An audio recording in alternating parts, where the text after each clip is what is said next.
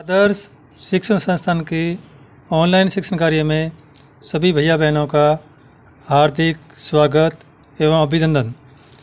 खेलने, कूदने, दौड़ने, पढ़ने एवं अन्य कई प्रकार के कार्य करने के लिए हमारे शरीर को ऊर्जा की आवश्यकता होती है। इन सभी कार्यों को करने में हमारे शरीर में संचित ऊर्जा खर्च होती रहती है, जिससे हमें थकान अनुभव होती है और भूख लगने लगती है। भूख लगने पर हम भोजन करते हैं। भोजन हमें दो प्रकार से प्राप्त होता है, एक पादप पेड़ पौधे और दूसरा जंतु।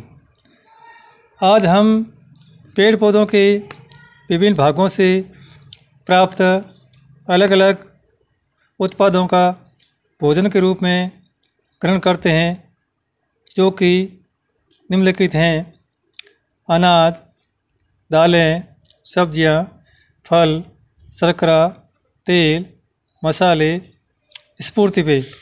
अनाज सभी प्राणियों के लिए अनाज महत्वपूर्ण पादप उत्पाद हैं। दालें फलीदार पौधों के बीजों से प्राप्त होती हैं, जिनका उपयोग भी हम भोजन के रूप में करते हैं। सब्जियां पौधों के विभिन्न भागों का सब्जियों के रूप में उपयोग किया जाता है। फल भी पौधों से प्राप्त भोज्य पदार्थ हैं। ये शर्करा और पोषक तत्वों से युक्त होने के कारण शरीर के लिए बहुत उपयोगी होते हैं।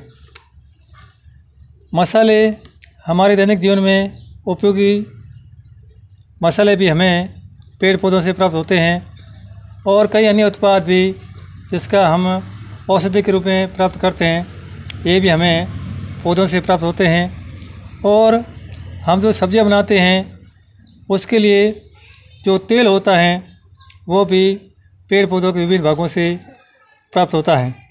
ये सभी हमारे लिए ऊर्जा के स्रोत हैं। अध्याय 15 पौधों की उपयोगिता। पेड़ पौधे अपने संपूर्ण जीवन में हमसे कुछ नहीं लेते, वरन हमें देते ही हैं। इसके कुछ लाभ व उपयोग के बारे में हम आज जानकारी प्राप्त करेंगे। जिन पौधों की जड़ें खाने के काम आती हैं, मूली, आलू, शलजम, गाजर। जिन पौधों की पत्तियां खाई जाती हैं, मेथी, चौलाई, पालक, मूली, सरसों। जिन पौधों के बीजों से तेल निकाला जाता है, तिल, अलसी, मूंगफली, सरसों, सोयाबीन। जिन पौधों के फल सब्जी बनाने के काम आते हैं, लौकी, टमाटर, कद्दू, बैंगन, मटर। जिन पौधों के दाने खाए जाते हैं, चना, गेहूँ, राजमा, मक्का, ज्वार।